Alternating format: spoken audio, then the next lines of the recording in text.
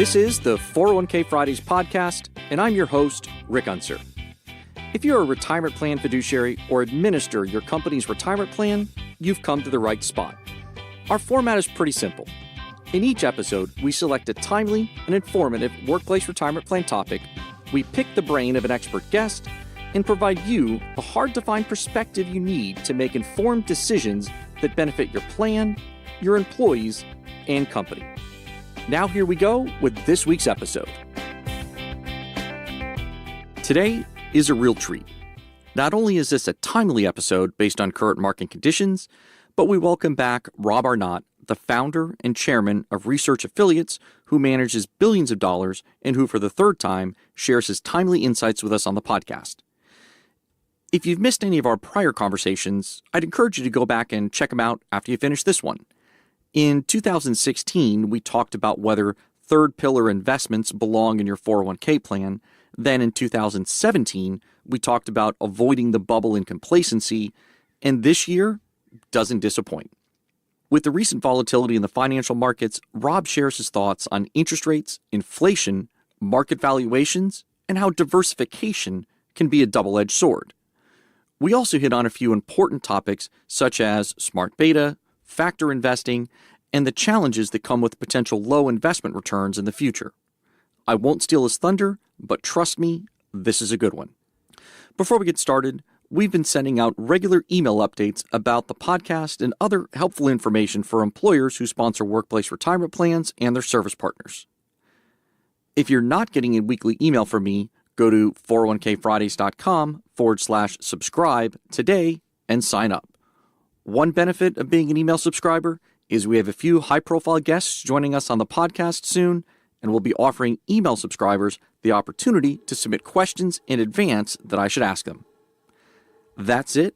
I hope you enjoy my conversation with Rob.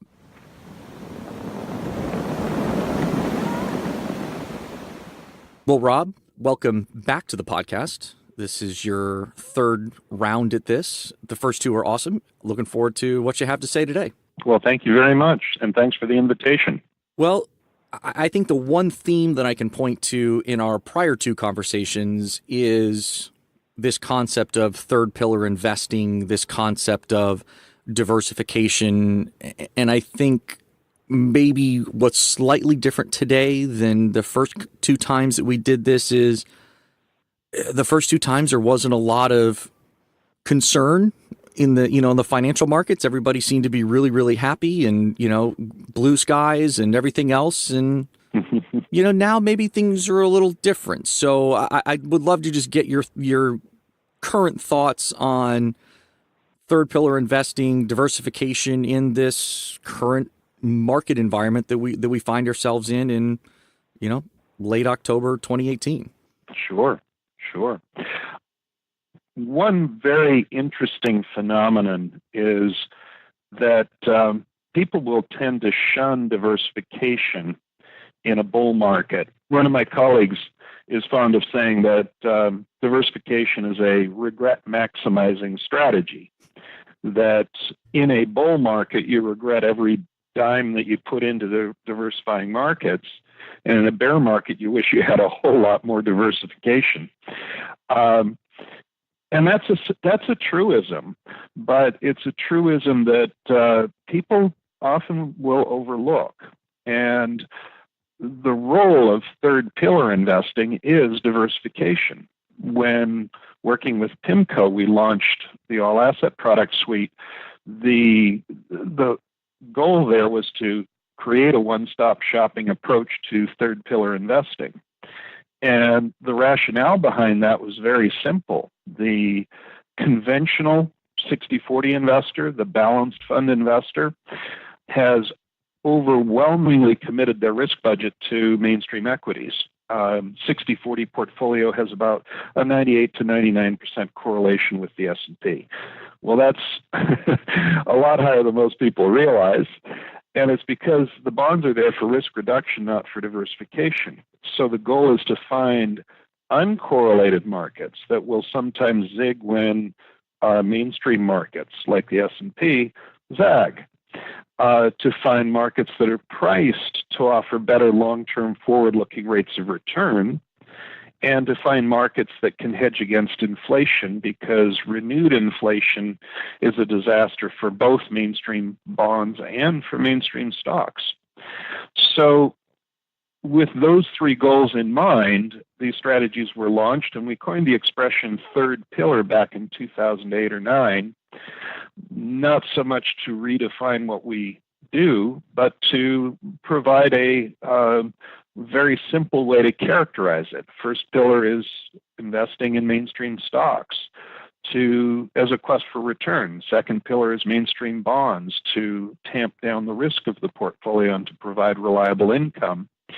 And third pillar is diversifying markets that can provide an independent risk premium and that can be positively correlated to U.S. inflation shocks.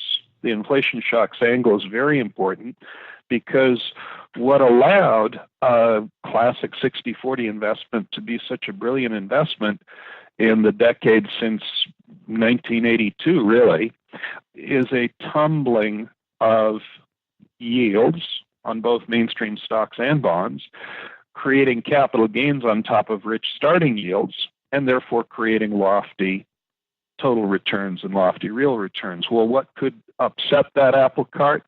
Renewed inflation would cause rates to rise and would cause the U.S. stock market yield of 1.8% to suddenly be untenable and push that yield up, hence prices down. So renewed inflation winds up being terrible for the conventional investor.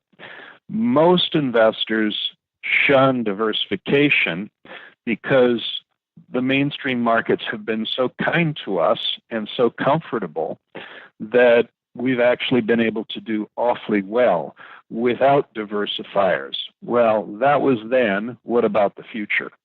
Yeah.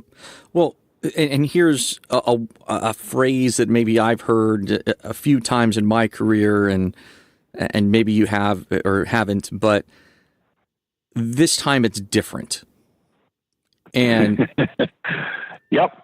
And I don't know. I'd love to have you just reflect on I guess maybe that concept for a second, because I find myself kind of thinking about some of the stuff you're talking about, which is why I love having you on the podcast. But you're so much smarter and more eloquent than I am in describing all of this. How do you help kind of the average person who's making decisions about a workplace retirement plan, a 401k plan, 403b, whatever it is? How do you help them kind of put into context some of those thoughts so that as they're looking at whether it's their investment lineup or, now so much of the world of retirement plans is dominated by target date funds, which are, again, kind of that 60-40 concept, just, maybe dialed up or dialed down a little bit on the amount of equity exposure there is.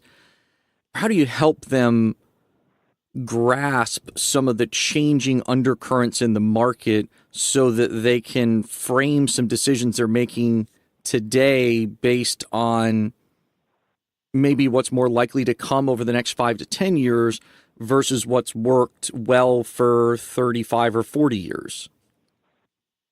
Well, I like to point out that past is not prologue, that here we're in the 10th year of a bull market. It's become the longest and one of the 2 or 3 largest bull markets in U.S. history. And it's tempting at that point to say, well, what could possibly go wrong? Why don't I keep investing in what's been treating me well?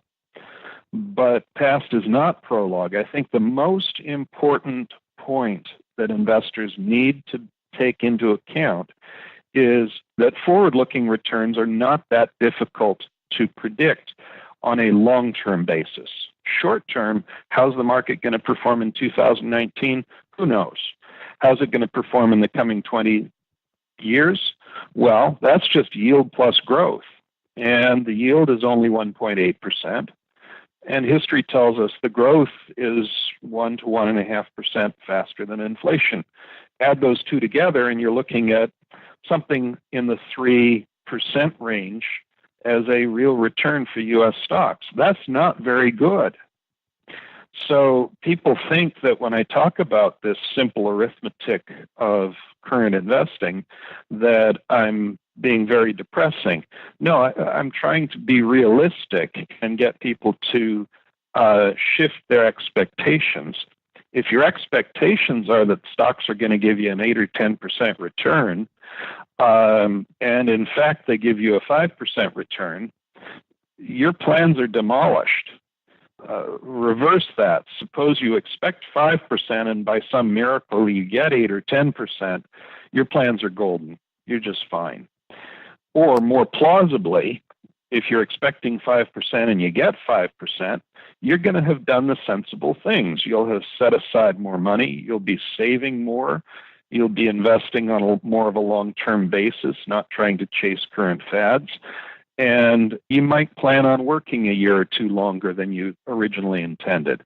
Well, that's okay. All of that's okay. What's not okay is running out of money halfway through your retirement. That's never a fun experience. So you mentioned fads a second ago, and I mean, what do you see as some of the things that people are chasing, or maybe other peers of yours might be chasing that, you know, could be detrimental or could prove to be kind of bright, shiny objects that distracted people from, you know, what's important? Well, we read a paper a few months ago entitled, "Yes, It's a Bubble, So What?" And the point of the paper was not to trumpet the notion that this is a bubble and everything's going to fall apart. No, the point of the paper was to first and foremost define what a bubble is in a fashion that's useful in real time. People talk about bubbles all the time, but they rarely define their terms. Our definition was very simple. It has two parts to it. The first part is that an asset or an investment is priced at a level where you would have to make implausible future growth assumptions in order to justify today's price using any standard valuation model. The second part of the definition is that the marginal buyer of that asset doesn't care about valuation models, doesn't look at valuation models, and doesn't think they're relevant. So when you look at the FANG stocks, there's actually some differentiation. Apple and Microsoft are real businesses with real profits and real assets out there, and you'd have to make moderately aggressive assumptions to justify today's price, but not implausible. And a lot of the marginal buyers do pay attention to valuation. When it comes to Tesla, Netflix, and the like, you're looking at a marginal buyer who doesn't care about valuations and implausible growth assumptions to justify the current price. So all of that points in the direction of, yes, there are bubbles galore right now. The cryptocurrencies represent a likely bubble. Many of the FANG-type stocks, the tech darlings, are in a bubble. Now, does that mean you short sell all of those stocks? No. Bubbles can outlast your solvency, and so that becomes a problem. But you don't have to choose to own those assets. And so when we look at today's market, one of the things that a lot of folks are doing is chasing fads. Another fad would be the rush towards passive investing, abandoning active management in favor of index funds. Index funds are wonderful investments. They're very sensible investments, but they're not perfect investments. We wrote another paper entitled Buying High and Selling Low with Index Funds, and in it we pointed out that index funds trade. They add stocks to the index, they drop stocks from the index. The stocks that are added are reliably high multiple, popular, trendy growth stocks that the index calculator is embarrassed isn't already in the index. And the stocks that are dropped, unless it's a corporate action, if it's a discretionary deletion from the index, it's almost always a company that's been so long out of favor that the index provider is actually embarrassed that it's still in the index. So they get rid of stocks that are very cheap in favor of stocks that are very expensive, and they move the prices of those stocks with the addition to the index or the deletion from the index. They move the price of those stocks to an astonishing extent. So indexing is not the panacea that a lot of people think it is. Those are two bubbles that I think are going on right now, the bubble in customer use of indexes and the bubble in pricing of some of the tech darlings.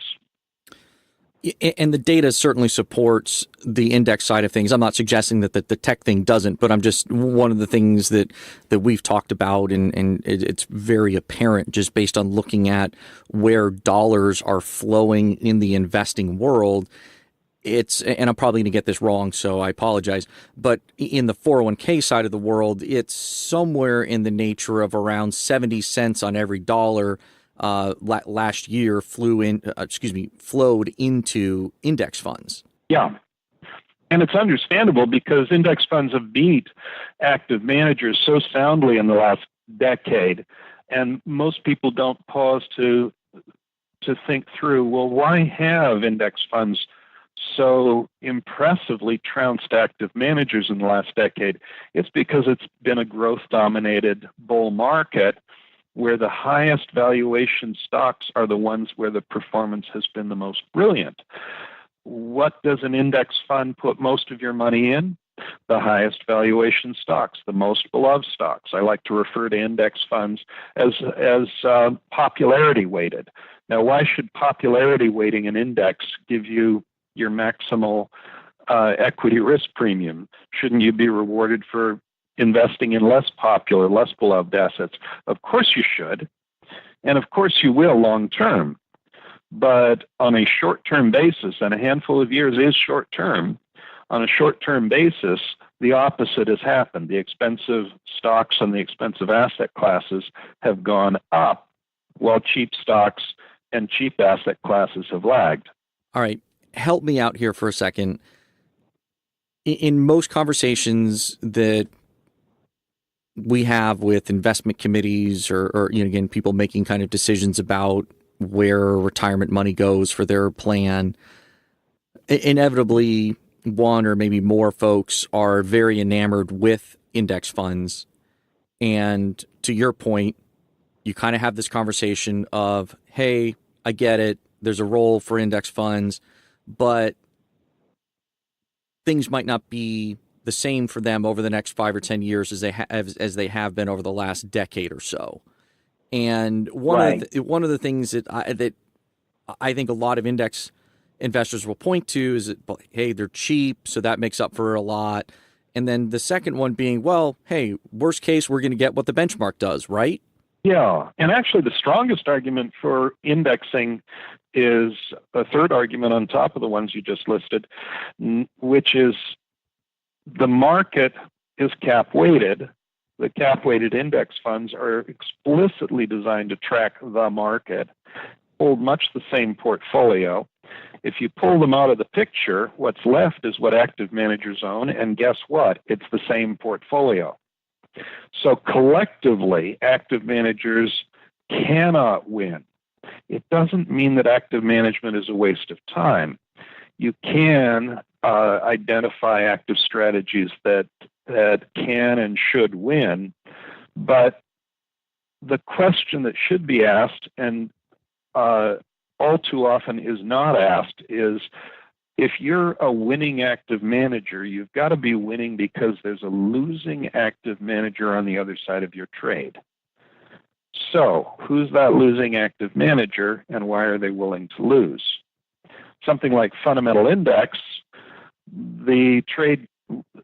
it's a strategy that contra-trades against the market's most extravagant bets. If a stock soars and its fundamentals don't, you're going to be selling it. If a stock tanks and its fundamentals don't, you're going to be buying it. Who's on the other side of that trade? The legions of performance-chasing, trend-following asset managers and their customers. So the customers actually often will force the out-of-favor managers, the managers whose assets are newly cheap, force them to sell those cheap assets because they're liquidating their funds out of those mutual funds or ETFs. And that forced liquidation can actually exacerbate the market swings and lead to even bigger opportunities for those who are willing to contra trade. Makes sense. I mean, like you said, two sides of every transaction. One thing in terms of, I don't know if concerns are the right words, but differences. And I know we talked a little bit about this last time, but I'd love to get kind of your current take here. Kind of a lot's changed over the last year in interest rates. I know we've got... Yes, it has. Yeah, the 10-year Treasury is up over 3%. I want to say you predicted that the last time we were together.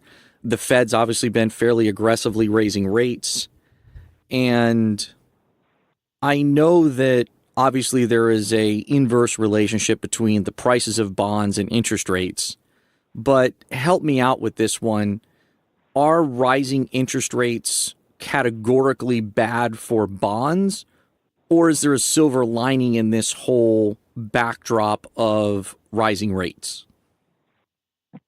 Well, the silver lining is after the rates have risen. The process of raising the rates is definitely and unequivocally bad for bonds because you start out with anemic yields and you compound that problem with capital losses as the prices drop and the yields go up. But after the rates have gone up, you definitely have a better picture. You definitely have bonds being more attractive. Bonds, here's an interesting nuance. Bonds are a very good inflation hedge and a very bad hedge against unexpected inflation shocks. What do I mean by that? When you have high rates of inflation and they're expected to be high, bond yields are high. And so bonds are priced to give you a nice real return. But the process of getting there is very painful. So the important thing isn't does this or that asset class hedge against inflation. Pretty much all asset classes, once inflation is baked in and is widely expected, virtually all asset classes will be priced to reflect that expectation. The process of getting from here to there is the one that we're focused on. Inflation shocks are devastating for bonds and also pretty challenging for stocks. You're not going to have a 1.8% dividend yield on the stock market if you've got 5% or faster inflation. On that note, I feel like inflation has been much predicted ever since the financial crisis, where a lot of people, including myself, have talked to clients and others about, hey, all this money that kind of flooded into the system to, prop up the financial markets, eventually that's going to lead to inflation. 9 years into that conversation, almost 10 years into that conversation, I think that's been a fairly benign story, but I think inflation is now becoming more of a reality. What's your take on, where we sit today and maybe what the next 5 or 10 years look like for inflation?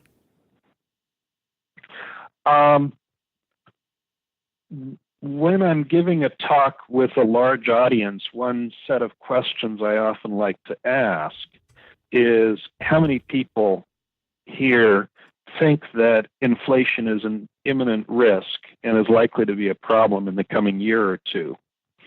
And generally, out of 100 people, you'll get 2 or 3 hands that go up, people who actually are concerned about inflation on a short-term basis. Mine is not one of those hands. I don't think it's a near-term risk. Then I flip the question around and ask how many people think we're going to dodge the inflation bullet for the next 10 to 20 years. And again, 2 or 3 hands go up, people who think that inflation has been forever beaten.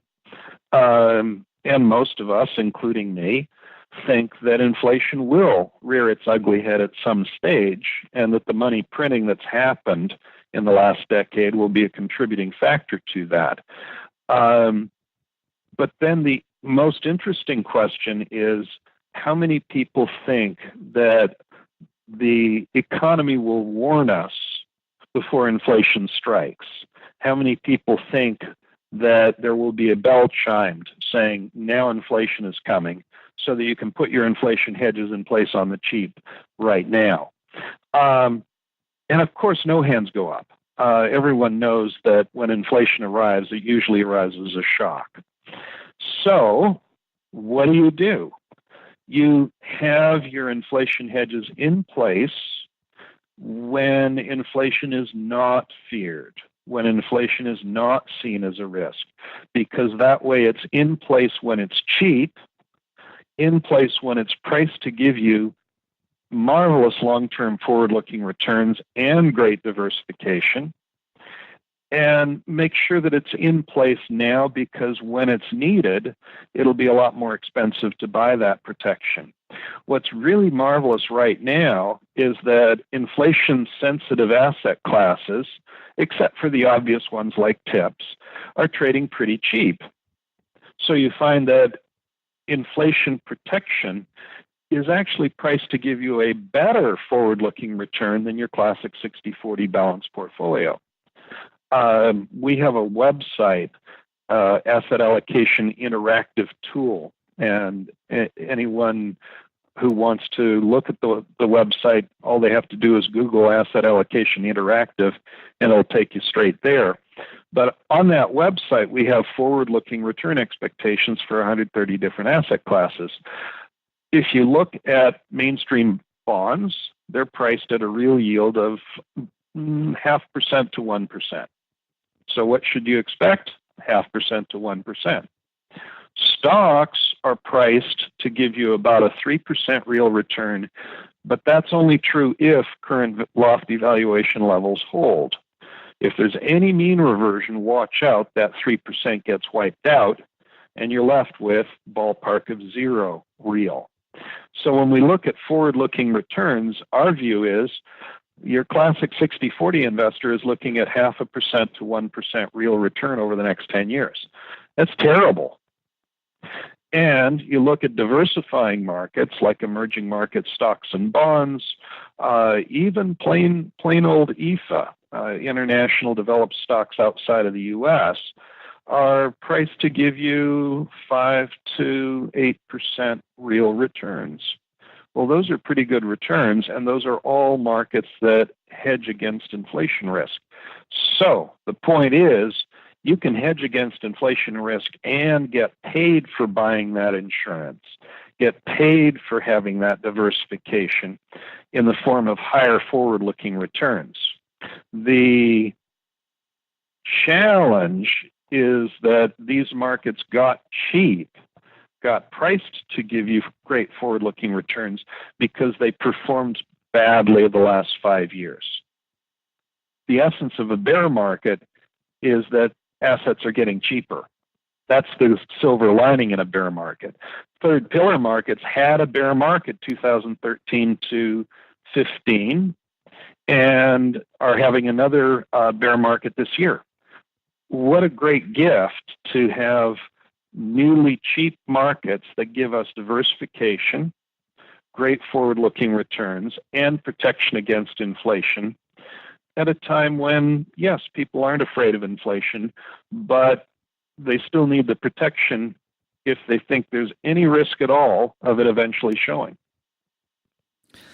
And one thing you hit on there was emerging markets, and I know in prior episodes we talked a little bit about that.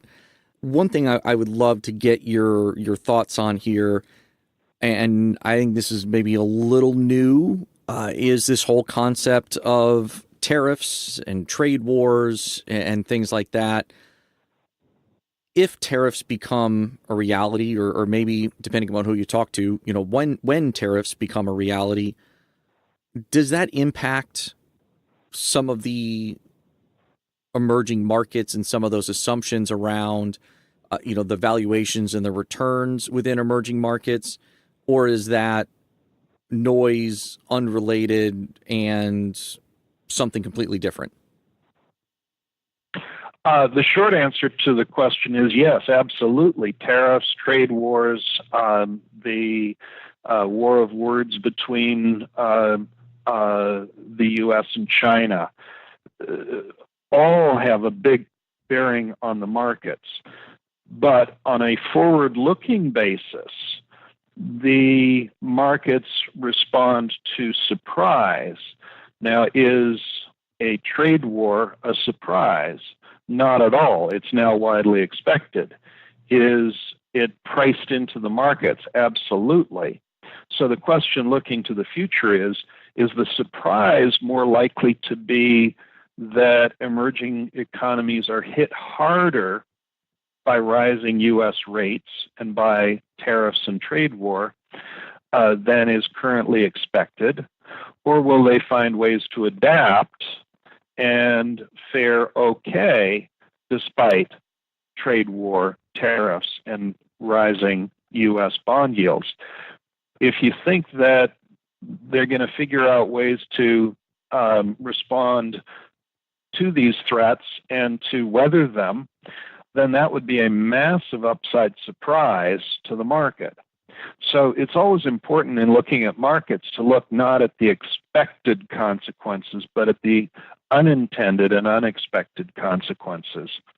Emerging economies are far more independent of the U.S. economy than they've ever been in the past. They have internal viability as consumer markets, not just as mercantile markets that export everything they create. So you look at India and China as examples.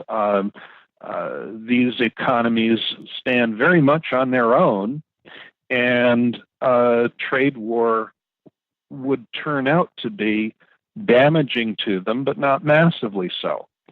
So we look at these markets and we think, gosh, the global stock market has punished these markets with a pretty severe bear market. Does that represent opportunity, or is it just a first hint of what is yet to come? Our view would be it creates an opportunity. These markets were a little cheap a year ago. They're very cheap now. In fact, their cheapness measured by Shiller PE ratio rivals the cheapness that we saw in early 2016, just before an 80 percentage point rally in emerging market stocks. Well, if we're back down to those valuation levels, that's really cool. That winds up being a very, very interesting investment opportunity. So I like to buy things that are deeply out of favor and average into larger positions in those out of favor markets as they get cheaper. It's the only way to assure that you have maximum exposure when the market turns. Hey, sometimes life gives you a second chance, right? It sure does. And it's awfully nice to see that. A lot of people will look at the performance of these diversifying strategies and say, hey, you're underwater year to date. What's with that? Well, we're underwater year to date because these markets that are out of favor have gotten more out of favor and have created a really nifty buying opportunity for the second time in the last 3 years. So we talked a little bit about diversification. We talked about some, classic inflation hedges. And one question I got just last week from a client was, all right, hey, we hear you, inflation, got it. Well, should we add a tips fund? And I know you mentioned a minute ago that wasn't priced very well, let's just say. Yeah, how would you explain that to the layman that, tips might not do what you think they're going to do despite the fact that they're Treasury inflation-protected securities? Right. Tips are a beautiful hedge against inflation. They're not that great a hedge against inflation shocks. If inflation jumps from 1.5% to 4.5%, does that cause the tips yield to soar? No, it just means that the inflation will be factored in to the eventual redemption price of the tips. So you get to participate in that inflation, but it doesn't get magnified in the form of tips yields tumbling, creating a capital gain as inflation kicks in. So there are better inflation hedges. Shockingly, high yield bonds are a better inflation hedge than TIPS are. Why on earth would that be? Well, high yield bonds, if you get renewed inflation, the real value of the debt is going down. The debt coverage ratios are, in general, in most cases, improving, meaning that the quality of the debt is improving, meaning that the quality spreads, the yield spreads, can collapse, creating capital gains on top of rich starting yields. And so, surprisingly, high yield bonds are a better hedge against inflation shocks than TIPS are. Commodities are massively better. Commodity prices soar when inflation comes into the picture. And commodities magnify any change in expected inflation by about 10 to 1. If inflation expectations rise 1%, commodities usually rise about 10%. So we find a lot of different markets that are better inflation hedges than TIPS are. I would look to the rich toolkit that's available to us. We like to describe third pillar investing as spanning markets like emerging market stocks and bonds, high yield bonds, TIPS, commodities, REITs. And what you find is that some of these markets are a good deal cheaper and are priced to give you a better forward-looking return than TIPS are. REITs are now getting to be more attractively priced again. Well, that's interesting. That winds up being an interesting hedge. Emerging market stocks and bonds are downright cheap. Emerging market stocks traded a Shiller PE ratio of 13 times the sustainable 10-year earnings. The U.S. is at 32 times. That's a 60% discount. That's pretty cool. And emerging markets value stocks, as represented by fundamental index in emerging markets, is trading at 9 times. And certain enhanced strategies that seek to improve on the fundamental index are priced at 7.5 to 8 times. If you can buy half of the world's GDP, and emerging markets are half of the world's GDP, for 7, 8, 9, even 10 times the sustainable long-term earnings, you don't worry about, is the next step going to be cheaper or richer? You start averaging in now. Makes sense on that end. I'm going to pivot you slightly, or maybe this is related to third pillar as well, but I had a great conversation on the podcast probably 6-7 months ago about factor investing. And one of the things that kind of came out of that conversation was, factor investing, maybe that's the new style box that people start moving towards.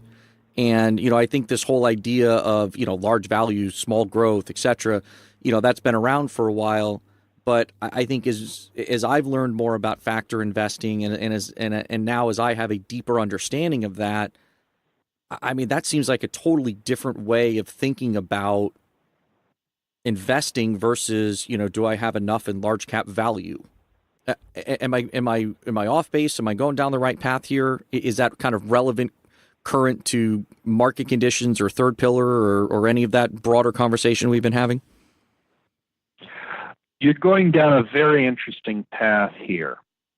Factors do a wonderful job of characterizing and capturing what bets an investment manager is making. Factors can be a source of incremental return if you focus on factors that are likely to have superior returns in the years ahead.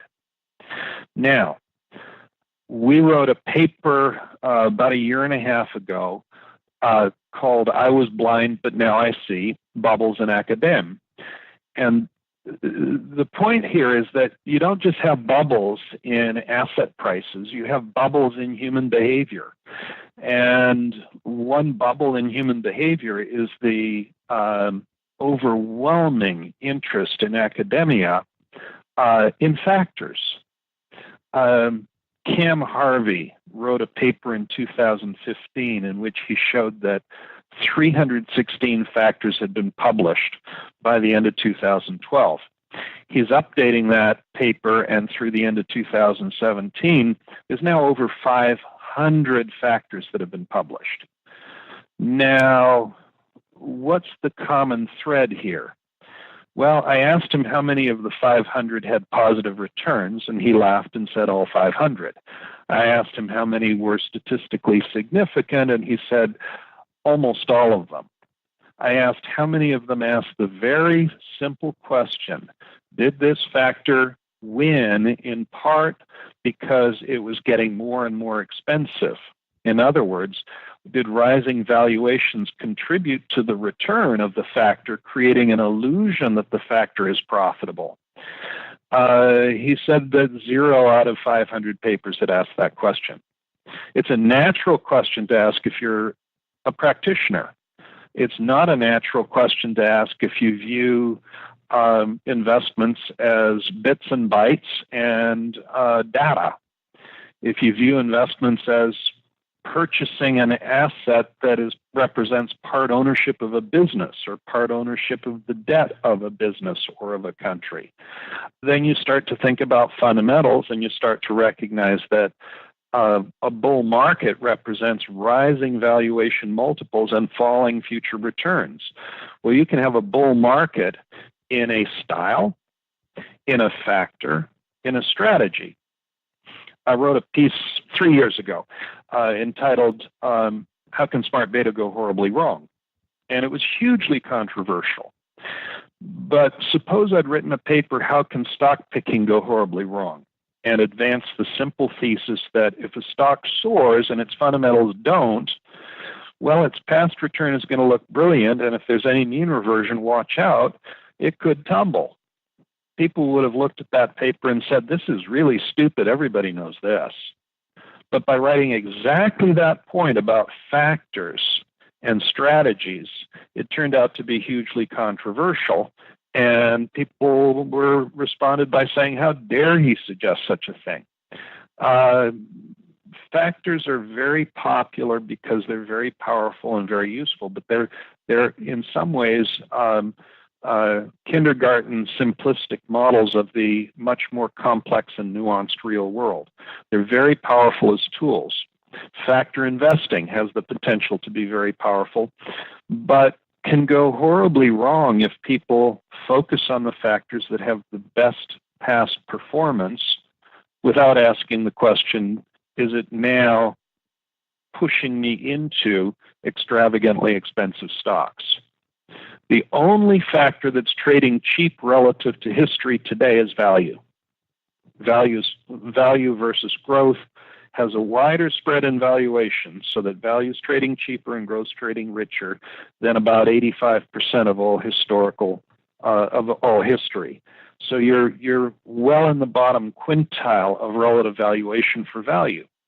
What a wonderful time to embrace value. Now, what does that mean? Value got cheap by performing horribly.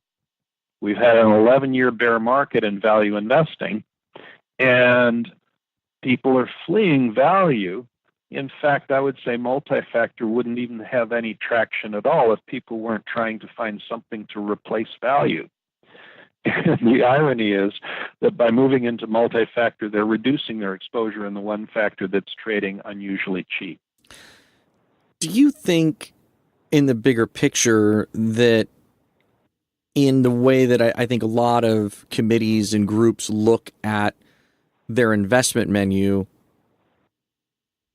again, I'll come back to the style box thing for a second, large value, small growth, intermediate term bond, and whether this is in relation to factors or whether this is in relation to, what the world could look like over the next 5 to 10 years, are some of the ways that we've kind of thought about or categorized, what types of investments to include in traditional retirement plan lineups. Is some of that still sound, or do we need to be really rethinking if we've got 15 investments for our employees to choose from? Is now the time to be rethinking that, or can we kind of rest on some of the, some of the logic and assumptions around asset classes or style boxes to offer to retirement plan participants these days? It's time for a rethink. And I think a rethink is rather urgently needed. Why? It's urgently needed because so many of these 401k plans are structured with, you use the example of 15 different options. Well, 12 of the 15 would probably be equity strategies. And few, if any, would represent truly diversifying markets. So what's severely lacking in the defined contribution world is diversification. Now, why does that matter? It matters because the mainstream markets are priced today to give your employees and the shareholders of these funds terrible long-term forward-looking returns. If they're priced to give you 0 to 1% above the rate of inflation, then employees are likely to have to work 5 years longer than they intended, just before they'll have enough money to comfortably retire. Wouldn't it be the right thing to do to offer a broader toolkit that includes diversifying markets? Now, the other thing that deserves a rethink is that most 401k platforms are an open invitation for performance chasing. What do we provide our employees? A list of the strategies that are available to them, trailing 1, 3, 5, and 10-year results. And how many of our employees go down that list and ask the question, what on this list is really out of favor, has languished badly over the last 3, 5, or 10 years, and might be dirt cheap now? I would venture to guess not 1 out of 50 employees ask that question. They go down the list and they say, oh, I'm in this fund here and it's performed fine, but this other fund here has performed way better. Why don't I move my money there? It's an open invitation for people to do that. And we all know that that's a terrible way to invest. So I think a rethink is long past due. We all work in an industry where when assets are put on sale, people flee. Imagine if Neiman Marcus posted a sign saying, new higher prices, 20% up from last year. Would people be flooding the doors, clamoring to get in? Only if they're in the stock market. And when it comes to the notion in the stock market, newly discounted 20% off causes people to flee, not to say, I could have bought this for $100 last year. I can now buy it for 80 and it's the same asset. Why don't I move my money here? People don't think that way. We need to rethink the 401k structure, most particularly the way we communicate information to our employees and investors in a way that will encourage them to think along those lines. So if I give you the pen for a minute, and I don't know, kind of in that same analogy that I gave you a minute ago, 15 investments, maybe 20 investments, whatever, I would agree. Most lineups out of those, let's call it 15 or 20 investments, 75% are going to be equity based. That's, I think, a pretty common phenomenon within the industry. I don't know. How do you redo that? How do you, if you had the pen and said, hey, you know what, Rick, if I was advising a committee or if I was working with a group who was saying, all right, I'm ready to think differently about my investment lineup that I'm providing to my employees, what does that look like on a high level in terms of maybe just some different thoughts on exposures or asset classes that would make sense based on kind of what you see going on over the next 5, 10, 20 years? Well, first and foremost, most of these plans have a default option.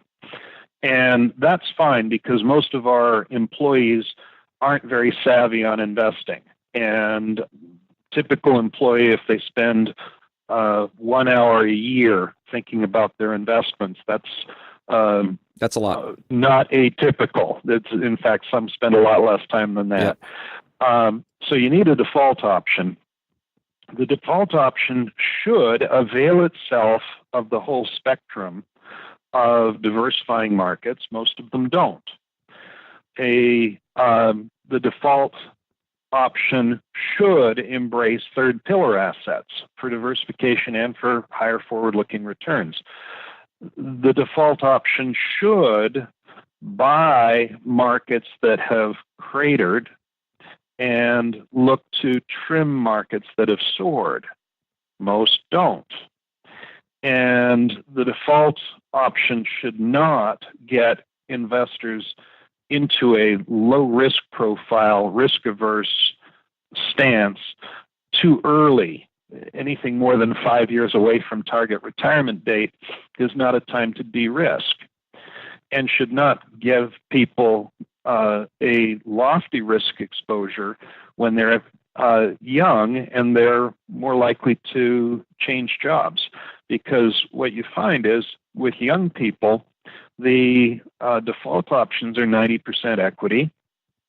And what happens? If you get a bear market, that's when they're going to be laid off.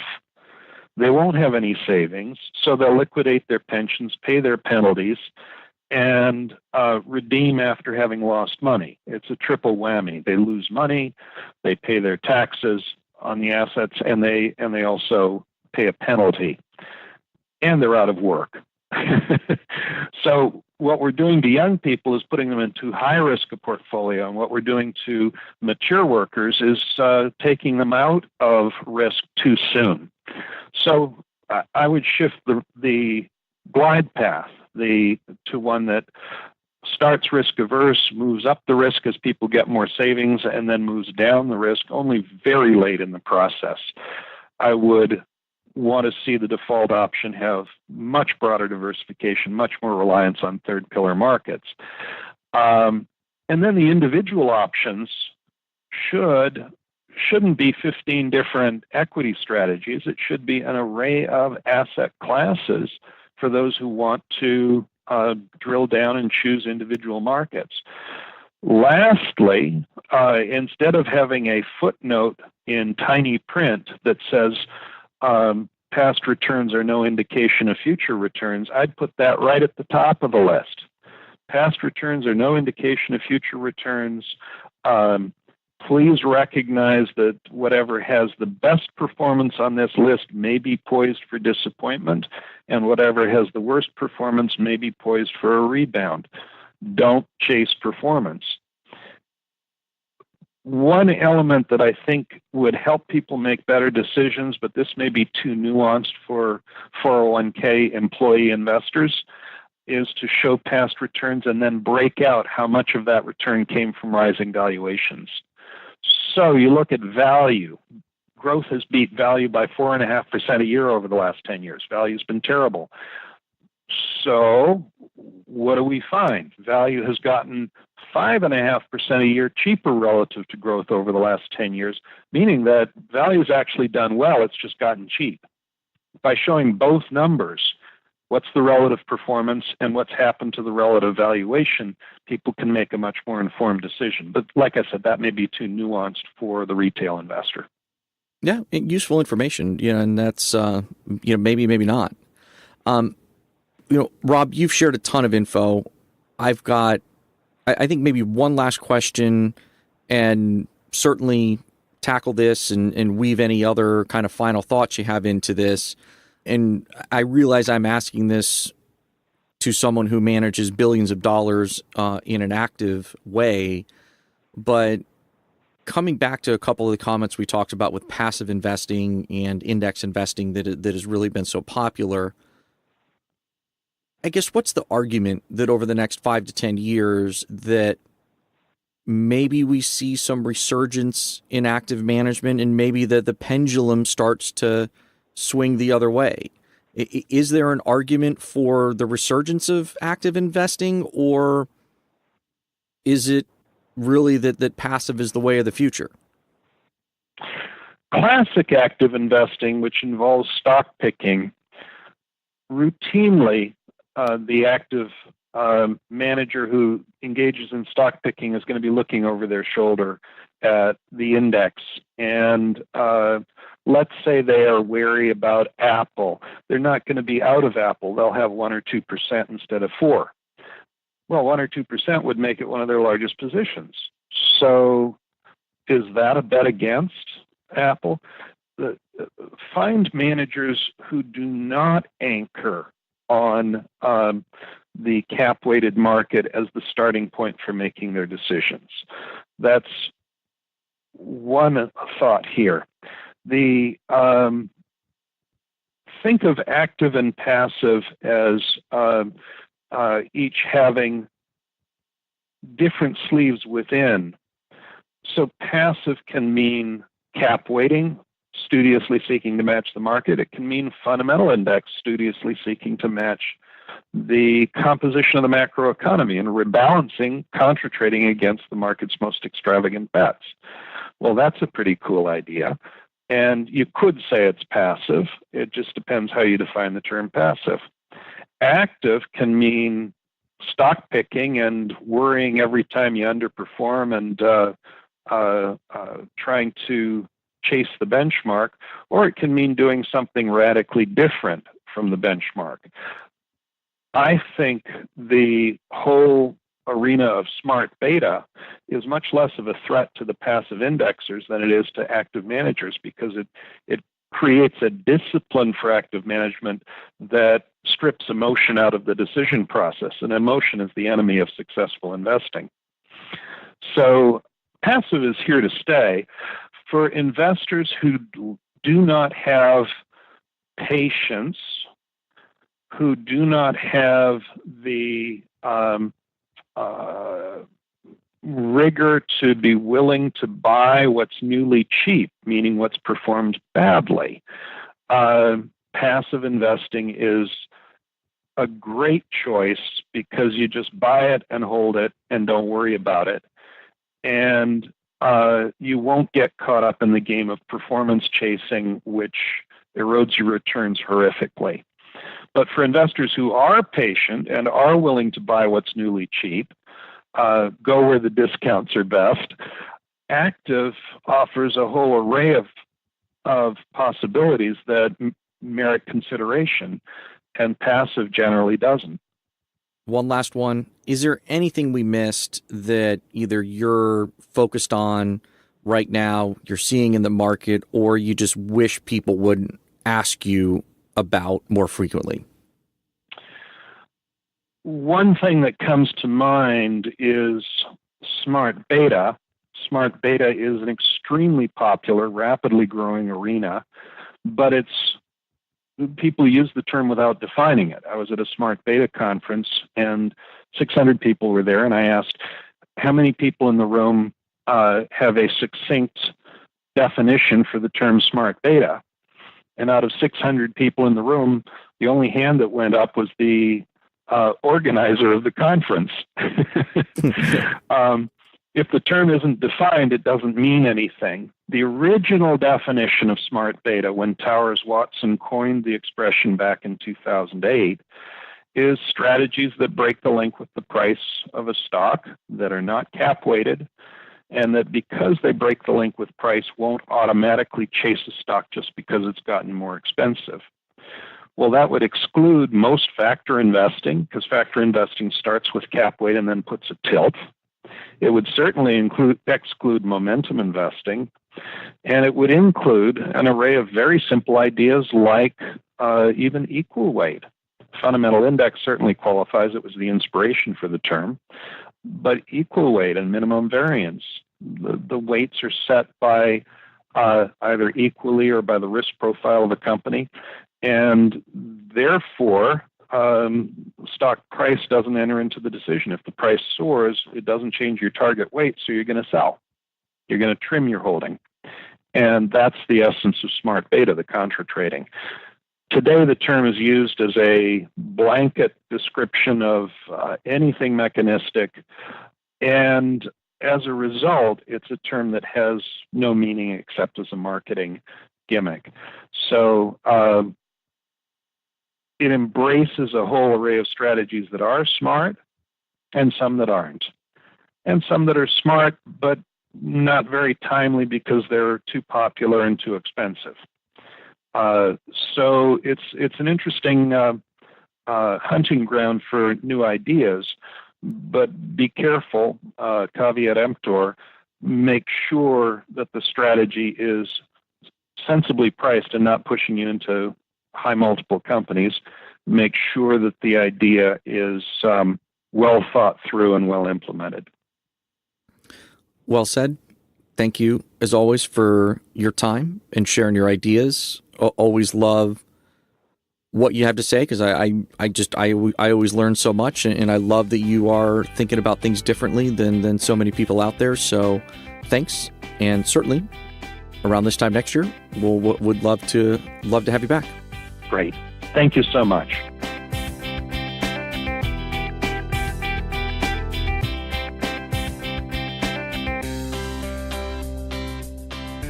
And there we are. One more great episode with Rob Arnott. As I mentioned in the opening, I'd encourage you, if you haven't listened to the first two episodes with Rob, do third pillar investments belong in your 401k plan and avoiding the bubble and complacency. Some similar but different themes to those, but nonetheless just very informative, very entertaining. I think Rob always does a great job of taking some what can be kind of dry or complex stuff and making it easy to understand. That's one of the reasons I keep having him back on the podcast. Hopefully you share that and you found this enjoyable. To the extent that you have any feedback on the episode or ideas for future episodes, please shoot me an email to feedback@401kfridays.com. Would love to hear them. And as a reminder, if you're not part of our email list, if you're not getting a weekly email from me, go to 401kfridays.com/subscribe. We do have some pretty cool podcast guests coming up later in the year, and I will be sending out an email to our email subscribers, giving you an opportunity to submit questions in advance that I should ask them. Would love to get your input or feedback on that if you're an email subscriber. So take care of that today. That's it. And until next time, I hope you make your Friday a 401k Friday.